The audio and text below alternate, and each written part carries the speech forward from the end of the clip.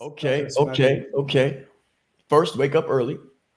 So let me give you a backdrop. Let me give you a story. I try to weave stories into every point and weave points into every story, right? So first, don't tell a story without a point. Don't tell a story without a point, and don't provide a point. Try to provide a point without a story, right? I learned that from Les Brown. Points and stories go together. They have to interweave. Content plus context.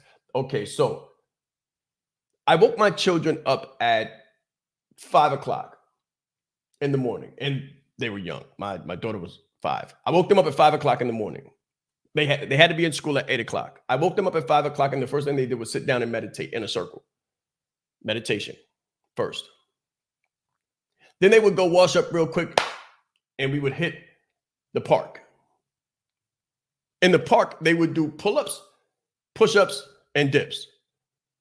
Full body exercise. We called it around the world, right? Around the world. Those who know. No. In the hood, we call it going around the world, right? Pull-ups, push-ups, and dips. All you need is a jungle gym. You do not need a gym membership. You don't need any of that stuff. People add so much stuff, they never get stuff done. They always complicate things. So I want to tell you this first: simplify to amplify. Simplify to amplify. So I took them to the park, and they did around the world. They would have 10 sets done before the crack of dawn. 10 sets done before the crack of dawn.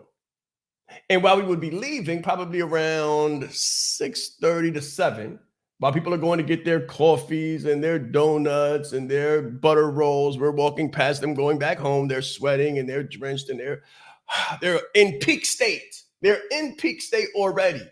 I said, the point of this exercise that I'm teaching you, the point of this culture, the point of this way of life, and this is where your answer is, Crystal. The point of this way of life is to have more done before regular people wake up than they will do for the entire day. Have more done in the morning before they wake up than they are going to do for the entire day. So before they eat, before the normal person even wakes up, while they're still swiping, stuff out of their eyes and coughing and, trying to stretch at the line and wake themselves up, shake off the cobwebs and go get coffees and butter rolls, we've already meditated, prayed. I hope I didn't leave that out. We've meditated, we've prayed, and we've worked our entire body, stimulating the mind, stimulating the senses, spent time with family. It's phenomenal. And then after that, we would go home. They would take a full body shower, get ready for school. We would sit down. Then I would have them read in a circle. So while they were waiting for the food to be done, they would be reading books in a circle. So they would read 1 page, 2 page, and then pass. 1 page, 2 page, and then pass. 1 page, 2 page, and then pass. This is what I did with my children. And when I tell you that it works, it works. I can't give them something that I'm not doing myself. So that's how you develop a full day routine. First, design your ideal life. Who do you want to be? How much do you want to weigh?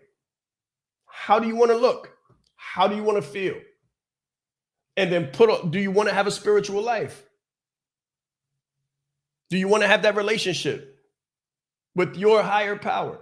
Do you want to be calm throughout the day? Or do you want to be anxious, reactionary, jumping, skittish?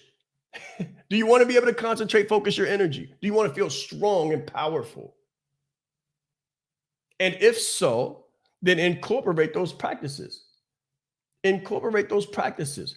Wake up early so that you can get it off your plate. Let me say this. You win the day by winning the morning. You win your day by winning your morning. The way you do anything is how you do everything.